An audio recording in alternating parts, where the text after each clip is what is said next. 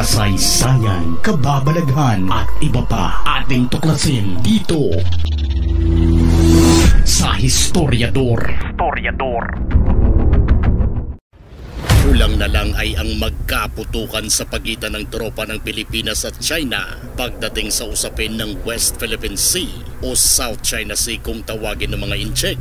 Walang respeto ang pamahalaan ng China sa Pilipinas. Kapag teritoryo na ang pag-uusapan, gusto nila na halos sakupin ang buong karagatan na pinag-aagawan ng iba't ibang nasyon na kasapi ng Southeast Asia.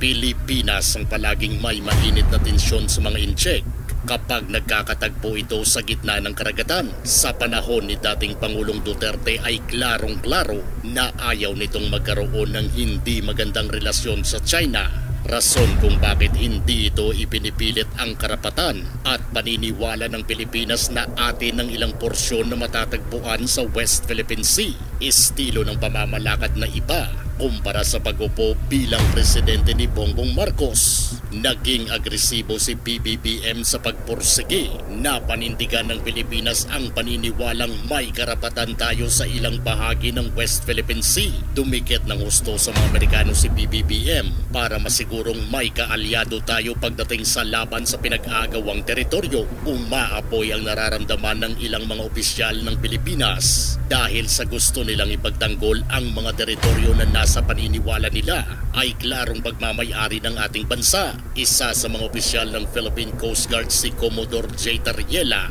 na madalas na nagbibigay ng kanyang pahayag patungkol sa mga hindi makatarungang ginagawa ng China sa mga Pinoy na mangingisda o kahit sa miyembro mismo ng Philippine Coast Guard sa West Philippine Sea. Siguro halos lahat ng mga Pilipino ang sang-ayon sa paniniwala at sa ginagawa ni Commodore Tariela para sa Pilipinas. Pero hindi pala lahat ay pabor dito dahil para sa kanila ay may hindi klaro pagdating sa ginagawa nating pag-angkin sa West Philippine Sea. Ito ay ang congressman at kasalukuyang tumatakbong senador na si Congressman Rodante Marcoleta. Ito ang pananaw ng congressman patungkol sa ipinaglalaban ng Pilipinas sa West Philippine Sea. Ang problema natin is the West Philippine Sea, sabi natin. But sinong agency ng government ang nag-empower sa ating mga kababayan para malaman nilang complications ng West Philippine Sea? Isipin po natin, sir, there is nothing as West Philippine Sea. Wala po yun. That is a creation by us. Sa totoo lang po, kahit nabasahin mo yung ating mapa or what, there is no West Philippine Sea.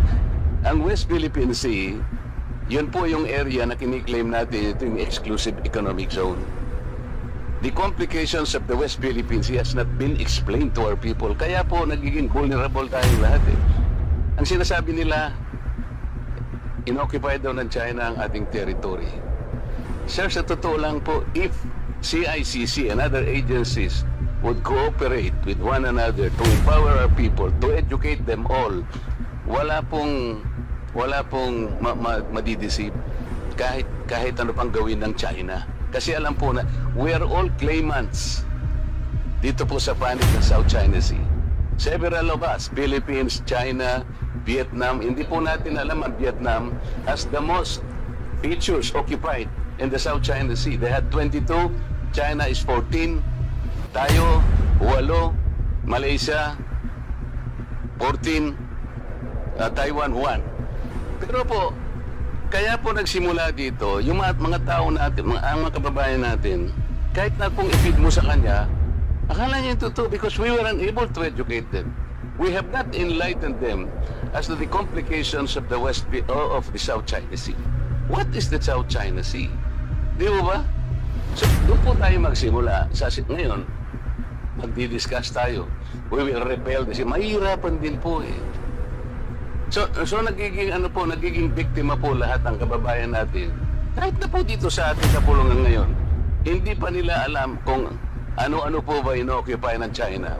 Hindi po territory ang issue in the South China Sea. Ang issue dito is our maritime rights. The maritime rights designated by our exclusive economic zone. These are not territories under public international law.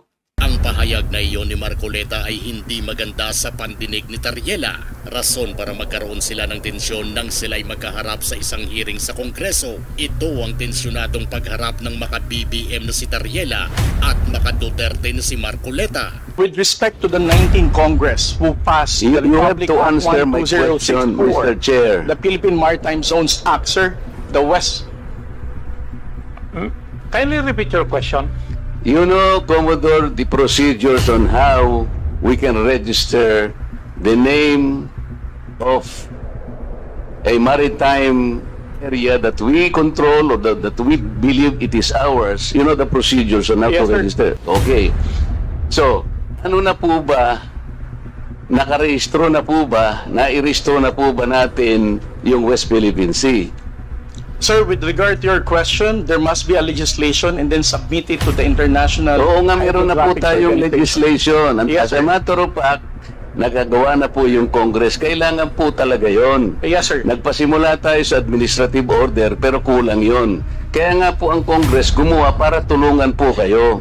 Okay, sa ngayon po, sa tagal na po ng proseso, yun po yung dapat ninyong palaging gagawin. Kailangan lahat ng lakas natin gamitin, maparehistro po natin. Pero ngayon, hindi pa nakarehistro. Tama po. Again, sir, answer your question. It Please. steps by Commodore, step. sandali. Yes, sir. Please answer the question directly. The question calls for a yes or no. No, sir. If it's in IHO, yes, through legislation. Sinasabi ko yung IHO because this is the only world body that officially names a particular area of the sea. Kaya sa konteksto po ng pinag-uusapan natin, kaya ko lang nasabi, sapagkat hindi pa po nakatala, we need the international community to recognize a part of our own. Yun lang po ang punto doon, Mr. Commodore. So kung hindi pa po nakatala, tama po ako, hindi ba? No, sir. You are inconsistent. No, sir. I did not say that you're correct. I will not agree that you are correct. West Philippine Sea is our exclusive economic zone. Mr. Chair, No. nobody has ever asked me whether you are a traitor. This was only the first time that I was asked whether you are a traitor or not. You are not even aware na sa social media sumabog yun. Nandun yung litrato mo and the claim that I am a traitor. Ngayon ka lang nagpapaliwanag na I am not a traitor. Pero nangyari na yon. Mr. Chair, I don't think that I'm under in any obligation to respond to all those social Okay, media Mr. posts Chair, by bloggers, now, social media influencers to tell them Mr. that they're Chair. wrong. Siya muna. Sabi niya wala siyang obligation. Finish your statement. Yes, sir. Mr. Chair, Honorable Marcoleta, sir, I think I'm no under obligation to tell all the social media influencers, to bloggers, defend your name, tell them that you are not a traitor. Again, I did not mention that you are a traitor. Those words did not come from me. Why would I go to the extent of defending you and you are running for Senate? I might as well be interpreted as running for supporting somebody for public office. Mr. Chair, clarifying something that is wrong is Have not the floor, political. please. Thank you, sir. Wes, when I heard about your interview calling me gago and mangmang, why would I even defend you if you're calling me gago? As a commissioned officer of the Philippine Coast Guard, being a spokesperson, calling me mangmang, not knowing what I'm saying. But actually, if you will read that context, How would I even the defend act of you? doing it Sandali, is the one that is Papasamahin gago. mo muna Di siya. ba? Yung ganon, not necessarily the person eh. Sabi ko nga sa'yo, kung kinurek mo man lamang yun, because it continue to be there in the social media. Sadyang mahirap makamit ang kung anumang ating naising makuha para sa ikakabuti ng ating bansa kung tayo mismong mga kapwa Pilipino ay hindi nagkakaisa sa ating mga paniniwala. Hanggat hindi tayo nagkakaisa ay nagiging mas madali lang para sa ibang bansa na tayo ay manipulahin. Kayang-kaya nilang pag-aawayin tayong mga kapwa Pilipino para mas madali nilang makamit ang kanilang mithiin. Ikaw, kanino ka ba pabor? Kay Tariela o Marcoleta? Kung gusto nyo ng mga ganitong klaseng videos, panoorin, pindutin ang notification bell, mag-subscribe at i-share sa mga kaibigan. Maraming salamat po. Hanggang sa susunod dito sa Historiador.